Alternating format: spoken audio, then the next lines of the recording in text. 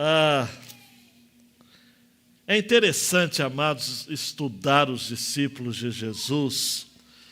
E se você é uma pessoa que é atenta, que presta atenção em detalhes, você deve estar pensando, mas pastor, por que quase toda a mensagem é o Evangelho de João? Porque João é o que nos traz mais detalhes dos discípulos. É o que fala dos nomes deles, nomes que eu vou chamar aqui de nomes familiares. Conta alguns detalhes. Que Mateus, Marcos e Lucas, muitas vezes, eles usam expressões genéricas, do tipo, os discípulos. Chega João, como no episódio da multiplicação dos pães, por exemplo. Só João que dá nome a Filipe, que disse nem 200 denários daria para alimentar essa multidão, e só João que dá nome a André, dizendo que foi ele que encontrou o menino com os 5 pães e 2 peixinhos. Os outros, Mateus, Marcos, Lucas, não citam esses nomes. Eu dei para vocês aqui um palpite meu do porquê João é tão específico dos nomes dos discípulos. Porque ele era um adolescente de 15 a 17 anos que olhava para essa turma de discípulos e dizia, uau, são meus heróis. Então, quando ele escreveu, quando tinha 85 anos de idade, o Evangelho, ele falou com saudades e deferências a respeito desses homens. Eu já dei essa dica para vocês, mas é bom lembrar, o único discípulo que João não fala no nome dele no Evangelho é Tiago, que é justamente o irmão dele, o irmão mais velho. Também, talvez pelo fato de que Tiago foi dos primeiros discípulos a morrer, e João sentia muito por conta disso. João viu, amados, a morte, viu não, ele soube da morte de todos os seus companheiros discípulos. Ele foi o último a morrer. Já velhinho, com seus 90 e tal, na cidade de Éfeso, morreu de morte natural, provavelmente. Há quem diga que ele morreu até no púlpito, né? O sonho de muitos pastores. Meu não, mas tem pastor que tem esse sonho. Eu quero morrer no púlpito. Não, eu não tenho esse sonho. Não, mas tem pastor que tem. Né? Vai dizer o quê? Quero morrer no púlpito. Não, eu não, mas... Vamos parar de falar de morte e vamos de Natanael, então. João 1, 45 até 51. Filipe encontrou Natanael. Ele disse, achamos aquele de quem Moisés escreveu na lei, e a quem se referiram os profetas, Jesus o Nazareno, filho de José. Então Natanael perguntou, de Nazaré pode sair alguma coisa boa? Filipe respondeu, venha ver. Jesus viu Natanael se aproximar e disse a respeito dele, eis um verdadeiro israelita, em quem não existe fingimento algum. Natanael perguntou a Jesus, de onde o Senhor me conhece? Jesus respondeu, antes de Filipe chamá-lo, eu já tinha visto você debaixo da figueira. Então Natanael exclamou, mestre, o Senhor é o Filho de Deus, o Senhor é o Rei de Israel. Ao que Jesus lhe respondeu, você crê porque eu disse que eu tinha visto você debaixo da figueira? Pois você verá coisas maiores do que estas. E acrescentou, em verdade lhe digo, lhes digo, que vocês verão o céu aberto e os anjos de Deus subindo e descendo sobre o Filho do Homem. Comprometa-se a se concentrar na palavra de Deus, porque Ele tem coisas incríveis a compartilhar conosco nesta noite. Obrigado, Deus. Acalma os nossos corações e mantenha-nos atentos, alertas à Tua palavra. No nome de Jesus. Amém. Amém. Você é um abençoado de estar aqui, você que está acompanhando online também, ou a gravação depois, porque nós estamos falando de algo muito especial aqui. João Roque, Beto, João Renato, não é mais João Renato, agora o Iago vai dar um clique, é a grande ideia desta passagem. Jesus usa de meios humanos para alcançar os seus fins redentivos. Quando eu começo a estudar os discípulos de Jesus, esses homens, usando mais uma vez a expressão do John MacArthur, extraordinariamente comuns. Hoje, por exemplo, eu li um livro que Natanael possivelmente era agricultor. Não há evidências, mas, de todo modo, ao final do Evangelho de João, no capítulo 21, ele vai pescar, junto com os demais discípulos, a convite de Pedro. É incrível como que Deus usa pessoas comuns para alcançar os seus fins nobres, a ponto dele falar, olha, você verá coisas maiores. Olhe para mim, porque eu vejo isso com potencial tão grande, amados. Eu já disse isso aqui num domingo. Eu olho daqui de cima, eu vejo tanto potencial na congregação, que eu falo, meu Deus, desperta fulano de tal, porque ele não sabe o que Deus ainda tem para fazer através dele, através dela. Cada criança, eu olho para cada criança aqui, as mais bagunceiras, então, eu profetizo ainda mais. Vai ser uma bênção. Nós não sabemos, amados, o que Deus tem para fazer. E foi assim também com este Natanael. Na poesia de Guilherme Kerr, que eu tenho citado aqui sempre, a música é Bartolomeu, talvez Natanael. Ele escreveu assim, no meio dos 12 discípulos que o Cristo na terra escolheu, bem pouco se sabe a respeito, talvez quase nada, de Bartolomeu. Quem sabe era irmão de Filipe, que um dia Jesus encontrou. Quem sabe se seu sobrenome era Natanael, a quem Cristo chamou. Talvez tenha até duvidado do que seu irmão descreveu, que o Filho de Deus esperado era de Nazaré, mas um galileu. Mas quando Jesus, face a face, falou-lhe quem era e por quê, cessou todo o passe e repasse, brotou-lhe a certeza daquele que crê. No meio dos 12 discípulos que o Cristo na terra escolheu, bem pouco se sabe a respeito, talvez quase nada, de Bartolomeu. O que a gente sabe desse discípulo que João chama de Natanael e Mateus, Marcos e Lucas chama de Bartolomeu, é que ele tinha esses dois nomes, o que não é extraordinário. Muitos outros apóstolos tinham dois nomes, alguns até tinham mais. Por exemplo, Simão foi chamado de Pedro. Levi também era conhecido como Mateus.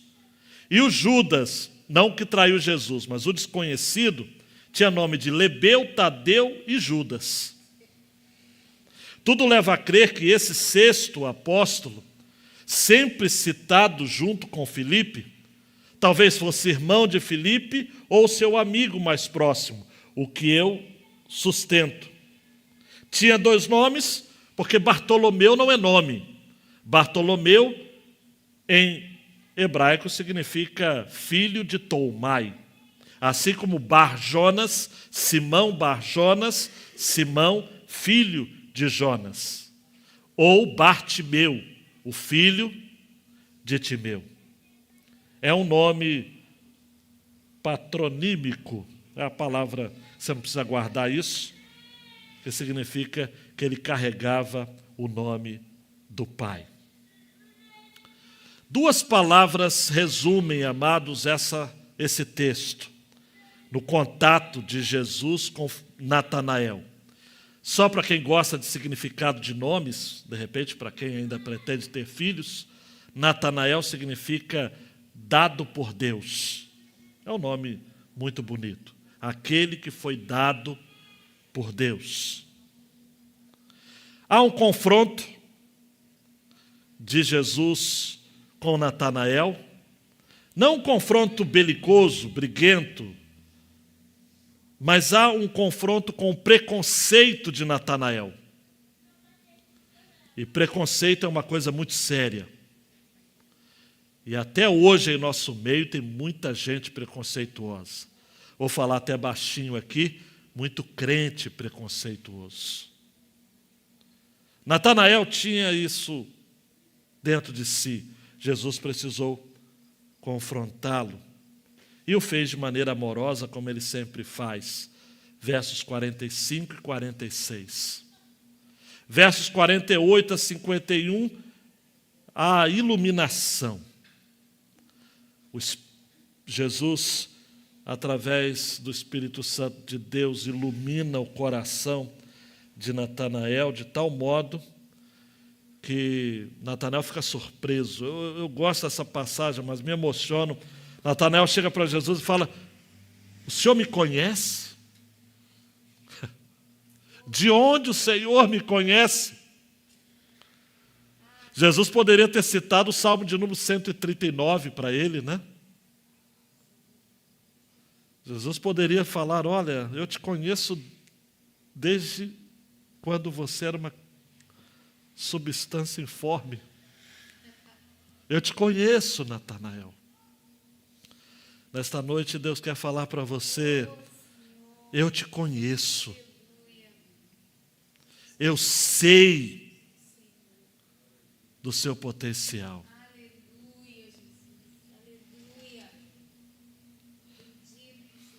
Natanael se tornou um grande missionário. E é impossível não falar nesta noite dessa corrente do bem. João Batista,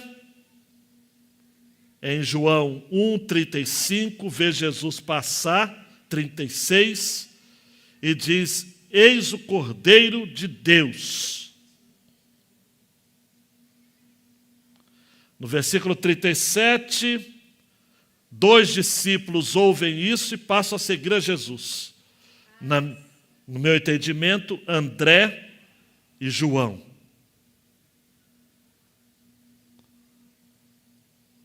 Encontram-se com Jesus, e versículo 40, André vai atrás de Pedro. No versículo 41, ele chama o seu irmão e diz: achamos o Messias. Evangelismo. O crente, amados, que é crente mesmo, estou falando de crente. A primeira coisa que ele faz ao se converter é se tornar um evangelista. Não existe crente que não seja evangelista. Porque ele pensa o seguinte: se eu encontrei Jesus, eu vou levar outros a encontrá-lo. Eu vou ter alegria de compartilhar. E eu tenho para mim, amados, não está em evidência no texto, mas eu creio que João fez a mesma coisa e foi lá chamar Tiago também. E nisso aparece Filipe, no versículo 43, porque no dia seguinte, Jesus vai para Galileia e ele encontra Filipe. E quando Jesus encontra Filipe, ele diz: siga-me. E Filipe diz: sim. E ele era de Betsaida, a mesma cidade de André e de Pedro, uma cidade pesqueira, de litoral, próximo ao mar da Galileia. O que Filipe faz então, amados? Encontra Natanael. Jesus encontrou Filipe, Filipe encontrou Natanael. Olha para mim, por favor. Se você esquecer isso, você vai perder o fio da meada. Aí você vai sair daqui Jesus encontra Filipe, Filipe encontra Natanael. Esse é o padrão. Você foi encontrado? Sim ou não? Por Jesus? Agora encontre outro. Encontre outro. Versículo 45 e 46. Filipe chega para Natanael e fala o seguinte: achamos aquele de quem Moisés escreveu na lei e a quem se referiram os profetas, Jesus o Nazareno, filho de José. Filipe e Natanael eram amigos de leitura da Bíblia, amigos de leitura dos profetas, de leitura da lei de Moisés. Então, quando Filipe é encontrado por Jesus, ele fala: Eureka, eu encontrei. Eu encontrei. E aí ele chega para Natanael e fala o seguinte: achamos. Eu gosto desse verbo achar, pode parecer brincadeira, coisa maluca, eu sonhei com esse verbo. Porque André chega para Pedro e fala o seguinte, versículo 41, achamos o Messias. E agora Filipe chega para Natanael e fala, achamos de quem Moisés escreveu na lei. Eu sonhei com esse verbo, fui procurar, pesquisar sobre ele, e eu brinquei aqui sobre o eureka, mas é isso mesmo, o verbo é o eurisco, não é?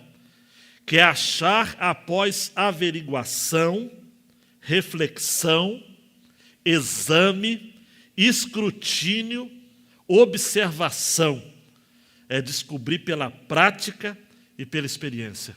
Aleluia. E aí um professor de Deus que eu tive na minha pós do módulo passado de Apocalipse, depois de 30 anos que eu não estudava grego, 30 anos sem estudar grego. E ele, doutor na área, me deu lá umas dicas de que essa voz verbal aqui, não interessa para quem necessariamente não vai se aprofundar no grego, mas a voz aqui é uma voz no grego que, numa imagem mental, é como se estivesse em negrito. É a voz perfeita, não é? Negrito. Achamos. Aleluia. Finalmente achamos. Aleluia. É mais do que aquela cena da dona de casa, ou mais precisamente do marido, do esposo dela, que perde as coisas em casa e que procura com sofreguidão. Marcos Giovanni com sofreguidão. E a Francisca diz, está aí, abençoado. E eu estou procurando, e de repente ele encontra e diz, achei. Só que é mais do que isso. É muito mais do que isso. É como se Filipe nem estivesse dizendo o seguinte, Natanael, você lembra que a gente leu o Pentateuco todo, Gênesis, Êxodo, Levítico, Números, Deuteronômio, e Moisés fala em Deuteronômio que vai vir um novo profeta. Você sabe, e aquilo que os profetas falaram também, sobretudo Isaías, olha, achamos. Aleluia. É Ele. É Ele. É Jesus. E eu descobri de onde que Ele vem. Ele vem de Nazaré. Ele é o Nazareno. E eu descobri até o nome do pai dele. É José. E aí entrou um preconceito humano aqui. 46. De Nazaré pode sair alguma coisa boa? Será? Gente, o preconceito de Natanael era humano. John MacArthur vai dizer que Nazaré realmente era uma cidade tosca. O que Natanael pisou na bola é porque ele era de Caná da Galileia, que é muito menorzinho, muito mais inexpressivo do que Nazaré. Mas Nazaré, amados, não tem no Antigo Testamento. O mais próximo que a gente tem no Antigo Testamento de Nazaré é a cidade onde Jonas morava, uma aldeia-cidade, uma aldeia muito próxima. Era de uma cultura pouco requintada, era de um povo que não era tão cortês, não tinha nada de pitoresco, de lindo na cidade, Não era um ponto agradável, ou melhor, ficava num ponto agradável nas encostas dos montes da Galileia, mas não era uma cidade memorável e importante. O povo da Judéia, uma outra região, considerava os galileus inferiores, e os galileus consideravam os nazarenos inferiores. Era uma vila humilde. E Jesus veio de lá. Você sabe comigo que Jesus não era nazareno de nascimento, porque Jesus nasceu em Belém, na Judéia. Mas ele foi criado em Nazaré. Pode vir alguma coisa boa de Nazaré? Filipe sabiamente respondeu: venha ver. Pode vir alguma coisa boa da Japuíba? Venha ver.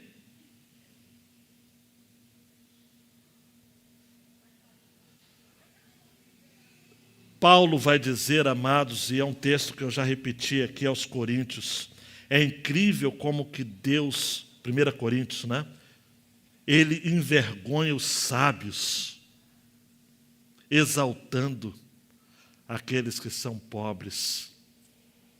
Ele confunde os sábios. O evangelho de Jesus é o evangelho de coisas simples, de pessoas simples, de comedores de arroz e feijão. Pode vir alguma coisa boa de Nazaré? Vem ver. Vem ver, Natanael. Você é de Caná da Galileia, 6 quilômetros aí de Nazaré, está achando? Vem ver. Daí, amados, Natanael parou para pensar. Não esboça nenhuma resposta. Mas aí no versículo 47, ele recebe um elogio incrível. Jesus vê Natanael se aproximar e diz: se segura aí na cadeira. Esse é um verdadeiro, no original grego, legítimo israelita. Não existe dolo, não existe engano algum.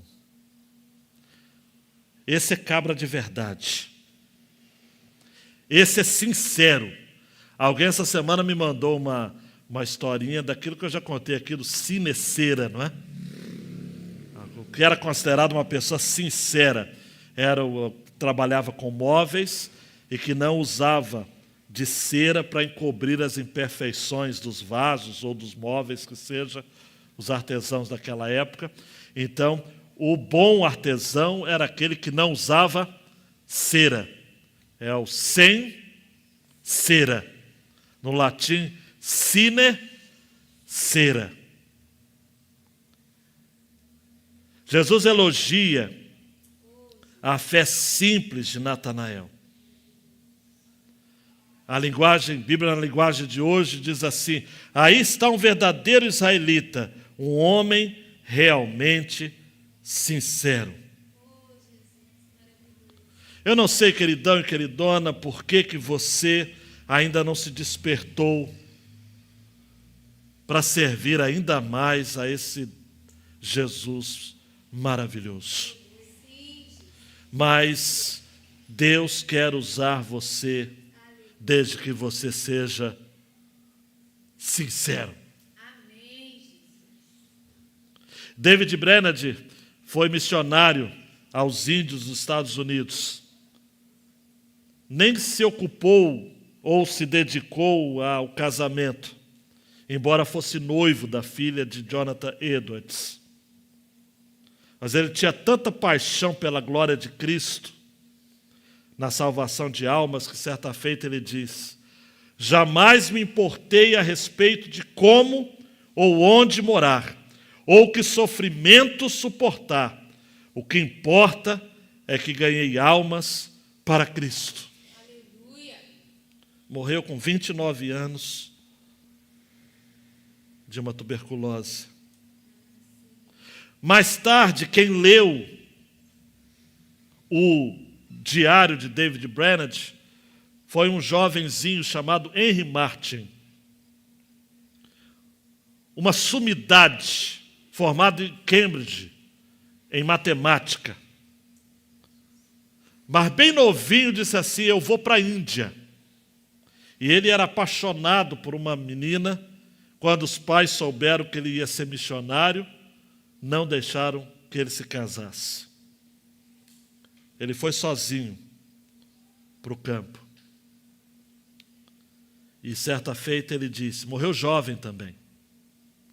Eu não desejo me consumir pela avareza, nem me queimar pela ambição, e muito menos por mim mesmo, mas olhando para aquela grande oferta queimada, eu quero me incendiar para Deus e sua palavra.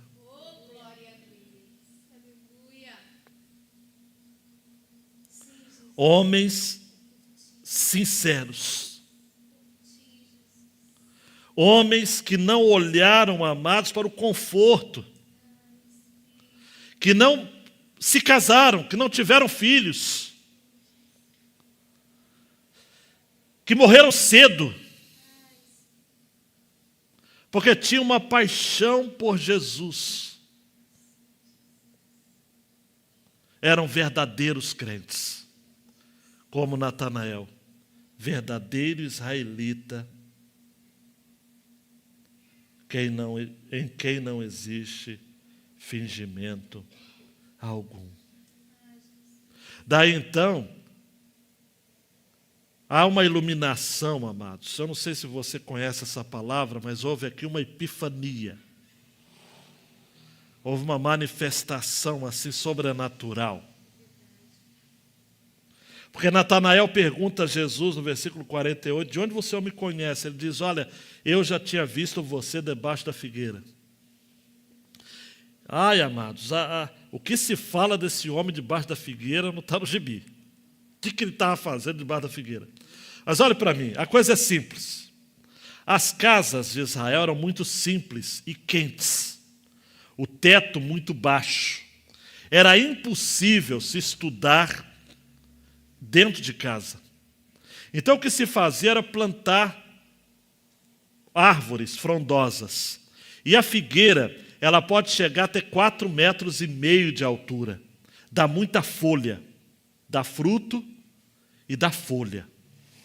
Então, estar debaixo da figueira passou a ser até como se uma espécie de sinônimo de estudar a lei de Deus.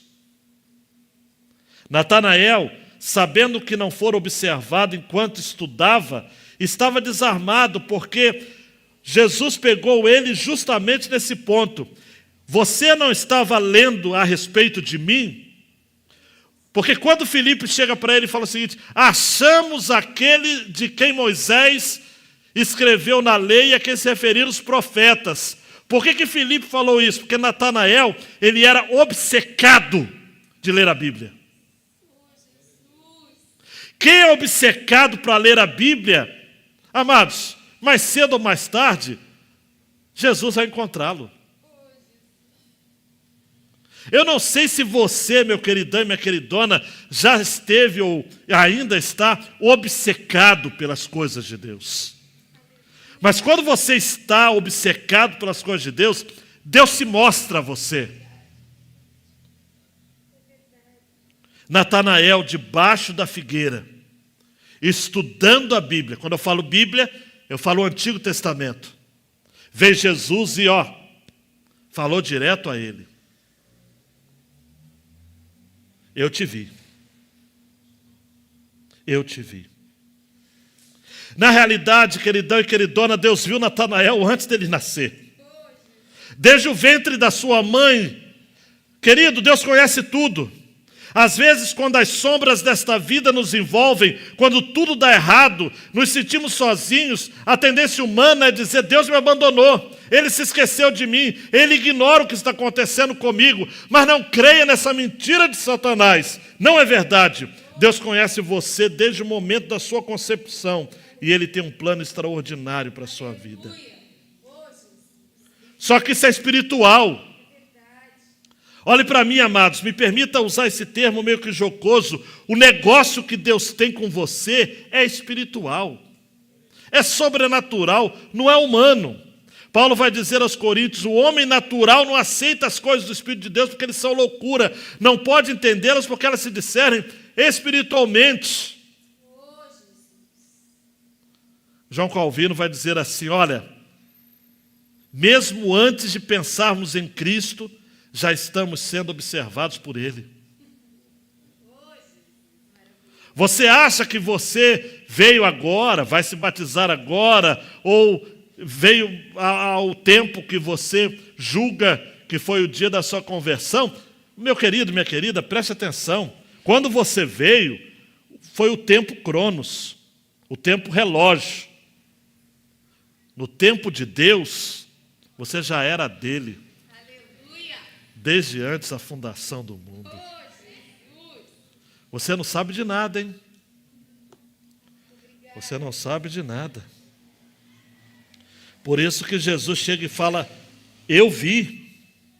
E aí Natanael diz assim, mestre, o Senhor é o Filho de Deus, o Senhor é Rei de Israel. Foi o primeiro discípulo que fez essa declaração de fé, assim, tão entusiasta. É o Filho de Deus, tu és o Filho de Deus, tu és o Rei de Israel. Jesus recebeu, claro. Mas depois ele diz assim, versículo 50, você crê porque eu disse isso? Eu te vi debaixo da figueira? Você verá coisas maiores ainda. Olhe para mim, queridão e queridona, o que Natanael viu? Maiores do que essa. Cegos enxergaram. Surdos voltaram a ouvir. Demônios eram retirados assim, amados. Não importava se era um ou se era uma legião. Natanael viu coisas incríveis. E lá em João capítulo 14, está na minha Bíblia, está na sua também. Jesus falando que nós, você segura aí, ainda faremos coisas maiores do que aquelas. O problema da igreja evangélica brasileira, sabe qual é? É igual aquela frase do C.S. Lewis, a gente se contenta com pouco.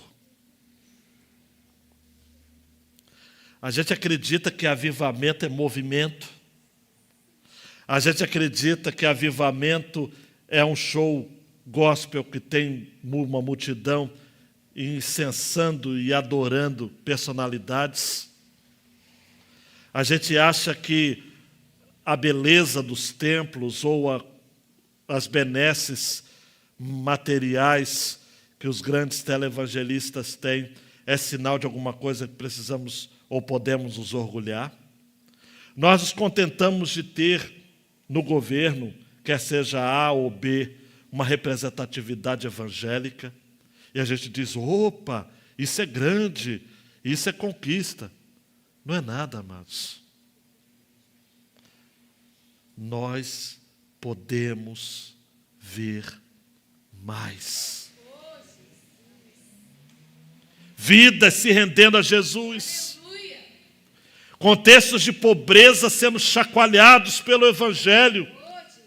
Mudando a sorte de meninos e meninas que estavam vagando ou vagueando rumo à prostituição, à imoralidade, sendo mudadas pelo Evangelho. Nós nos contentamos com muito pouco. Por isso que Jesus vai dizer o seguinte, em verdade, versículo 51, lhes digo que vocês verão o céu aberto e os anjos de Deus subindo e descendo sobre o Filho do Homem. Preste atenção nisso. Jesus pega Gênesis capítulo 28, na escada de Jacó, e diz o seguinte, queridão, eu sou a escada. Os anjos estão subindo, estão descendo, porque hoje chegou o tempo do avanço, do extraordinário, dos céus abertos. Eu sou a figura principal. Eu sou Jesus. O que Jacó sonhou se cumpriu comigo. Eu sou filho do homem, eu sou o Messias, eu sou o representante real de Deus. Sou eu quem traz Deus ao nível dos homens e estabelece Betel e um portão do céu aqui mesmo. O que Jacó viu, ele não viveu. Vocês vão viver. O avanço da igreja, amados. Uma igreja persistente. Uma igreja em Burkina Faso, fazendo atendimentos aos refugiados de guerra pelas milícias islâmicas. Uma igreja resistente no Níger, que os estrangeiros foram embora, tiveram que ir embora, mas a igreja nativa está forte, está firme e vai permanecer. Uma igreja na Ucrânia que se reúne no meio de escombros e sob o risco de, como aconteceu recentemente, indo para o culto, um grupo de pessoas alcançados por bombas morreram. Amados, nós vivemos na pandemia recente, crentes se acovardando diante de um vírus, diante de uma política confusa, diante de informações confusas e contraditórias. Mas a perspectiva, amados, numérica de crentes que se renderam ao espírito deste mundo, se afastaram. Amados, em alguns lugares, chegou a 70% de crentes que se perderam. Se perderam. Pastores que diziam, Ezequias, eu não tenho mais o que fazer, eu estou passando necessidade. Essa semana eu conversei com um pastor numa grande cidade próximo da gente. O povo não voltou. Até hoje. A gente vai ter uma outra pandemia, o pessoal da outra não voltou ainda. Acho que a outra, se tiver, vai liquidar tudo. Amados, olhe para mim. Nós precisamos crer que o negócio de Deus com a gente é sobrenatural. Não dá, amados.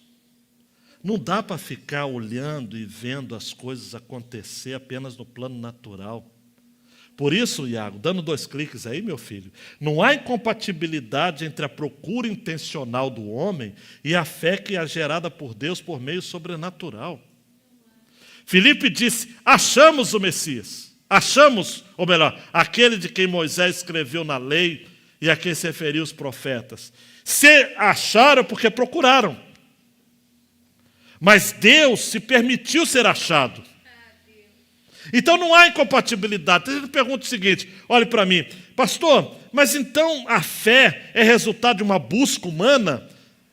Também, mas não é sobrenatural? É tudo sobrenatural.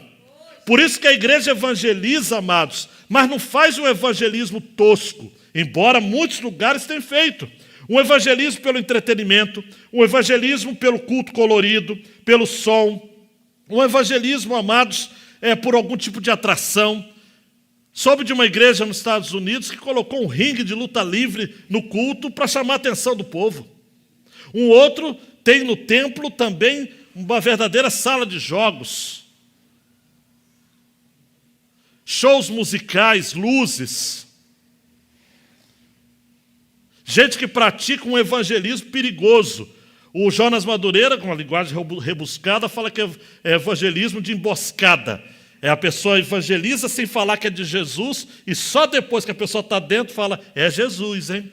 Eu não sou tão rebuscado quanto o Jonas, falo que é o evangelismo tipo Serginho Malandro. É quando a pessoa evangeliza, cheia de fé, depois diz, brincadeira.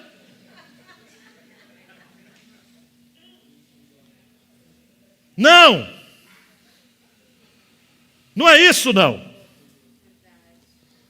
Mark Dever e Paul Alexander, no livro Igreja Intencional, diz assim, nós somos os beneficiários, mas Deus é o benfeitor. Amém. Quando nós somos alcançados, não somos nós que fazemos um favor a Deus porque nos tornamos cristãos. Porque o Evangelho não diz respeito a mim, o Evangelho é de Deus. Ele que revela a sua santidade, sua misericórdia soberana. O Evangelho é a glória de Deus. É Ele que reúne adoradores para si mesmo, pessoas que o adorarão em espírito e verdade. O Evangelho se focaliza não nas minhas necessidades, mas na satisfação da santidade de Deus. Foi Ele quem morreu, Cristo, em favor dos pecados de todos os que se arrependem e creem. A essência do Evangelho não é o meu ego. A essência do Evangelho é Deus. O nome é de Deus. O povo é de Deus. A glória é de Deus. A fama é de Deus. Tudo é dele. Achamos aquele de quem Moisés escreveu na lei, a quem se referiram os profetas. Ele é Jesus. Achamos Jesus, Natanael. Ele é de Nazaré. Pode vir alguma coisa boa de Nazaré? Venha ver. Aí Jesus chega e fala: eu te vi, Natanael. Eu te vi. Você tem um negócio comigo. A iniciativa é minha, Natanael. Iago, nós temos de aproveitar todas as oportunidades para falar de Jesus, amados. Quer seja de massa, quer seja de pessoal, né? Massa que eu falo não é macarrão, não, é público, né? Evangelismo de massa. Ou no evangelismo pessoal. A gente precisa apresentar Jesus, amados. Temos que usar os melhores métodos, mas métodos sinceros, verdadeiros. Tipo Filipe, vem e vê. É o melhor método. Vem e vê. Mudou a minha vida. Vai mudar a sua também. Vem e vê. Natanael, que tinha um conhecimento limitado, tinha um coração sincero. Por isso que ele foi encontrado. Quem é sincero é alcançado. Eu quero terminar voltando a falar de Henry Martyn, aquele inglês formado em Cambridge. Poderia ser um matemático de ponta, de renome, porque ele era bom. Mas depois de matemática, coitado, foi estudar teologia, porque ele era chamado. Eu disse para vocês de que ele pegou o navio para ir para a Índia. Ele pegou a mesma rota que o Pedro Álvares Cabral, só que 300 anos depois, né? Foi 1805. E ele abortou em Salvador, na Bahia. E o comandante do navio falou o seguinte: Salvador, na Bahia, 15 dias aqui. Meu Deus do céu. Henry Martyn saiu e foi conhecer a cidade. João Marcos, ele tinha 24 anos. Ele foi consagrado ao ministério com 21 anos. Ele era anglicano. Ele desce do navio e foi encarar Zé Limar, aquele calor de Salvador que você conhece.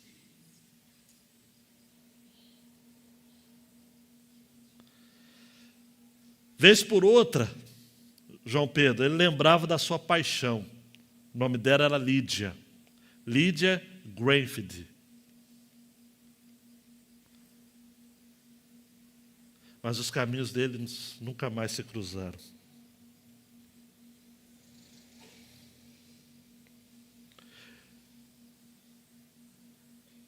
Ele chegou à Índia e teve um ministério de 7 anos apenas. Morreu com 31 anos de idade. Solteiro, tuberculoso. Mas deu tempo para ele traduzir o Novo Testamento e o livro comum de oração para a língua, para uma das línguas, um dos dialetos na Índia, o Hindustani. Mas, Natália, eu não sei se você sabe dessa história. Nesses 15 dias que ele estava lá em Salvador, ele, muito articulado, se encontrou com muitas pessoas importantes e até sacerdotes católicos romanos também. E ele conversava com essas autoridades em latim e francês. E o que ele ficou impressionado em Salvador é que já naquele tempo, como tinha cruz em Salvador, nos morros, nos campanários, é campanários que fala, né, das igrejas católicas, nos hospitais. Inclusive, o primeiro nome que o Brasil teve foi Terra de Vera Cruz. No diário que Henri Martyr escreveu dessa viagem, ele disse assim: que missionário será enviado para trazer o nome de Cristo a estas regiões ocidentais? Quando será que esta linda terra se libertará da idolatria e do cristianismo espúrio? Há cruzes em abundância, mas quando será levantada a doutrina da cruz?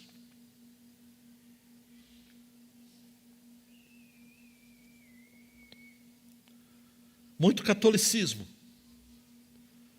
muita cruz, muita idolatria, muita superstição,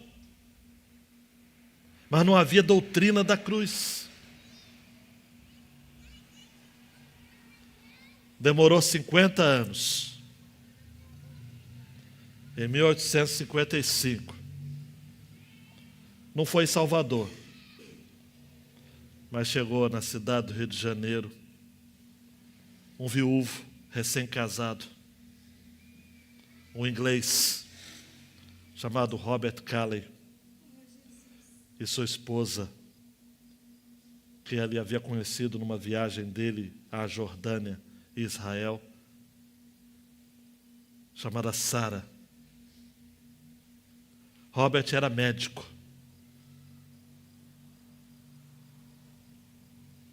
E ali, na cidade do Rio de Janeiro, mais precisamente no bairro de Estácio, mas antes, ele morando em Petrópolis,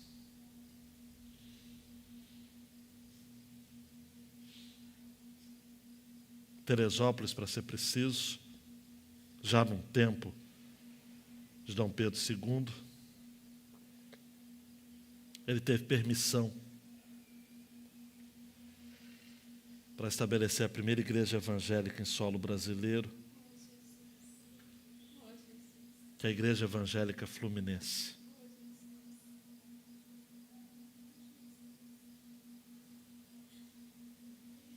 A doutrina da cruz havia chegado ao Brasil. 350 anos depois do descobrimento. Betinho, nós estamos 350 anos atrasados na história. De 1500 a 1855. Que Deus desperte daqui homens e mulheres para corrermos atrás, entre aspas, desse tempo perdido. A gente discute demais, gente. A gente briga demais, a gente se reúne demais, a gente mexe muito com o estatuto, a gente se divide demais. Estava na hora da gente acordar e dizer o seguinte: vamos falar de Jesus, gente. Porque é isso que definitivamente importa. Abaixa a cabeça. Vamos orar. Deus, obrigado. Obrigado, Deus. Porque o Senhor tem levantado um povo para estar atento à Tua palavra. Não é fácil, Deus. As distrações são incríveis. Tem gente que para estar aqui no culto tem que enfrentar provas terríveis. Mas o teu povo tem estado zeloso na tua casa e na tua causa. Então a gente não vai desistir. E aquilo que foi falado por Henry Martin em 1805, quando será levantada nesse país a doutrina da cruz, é o que a gente vai continuar fazendo. Porque essa é a mensagem que o Brasil precisa ouvir. A solução é Jesus Cristo. Apenas Ele. Em o nome de Jesus. Amém. E amém. Abaixa a cabeça, queridão e queridona, e diga a Deus, pode contar comigo? Deus pode contar comigo. Como Natanael, um missionário seu. Alguém que ainda verá coisas grandes sendo feitas neste país, para a glória de Deus e o crescimento do seu Evangelho.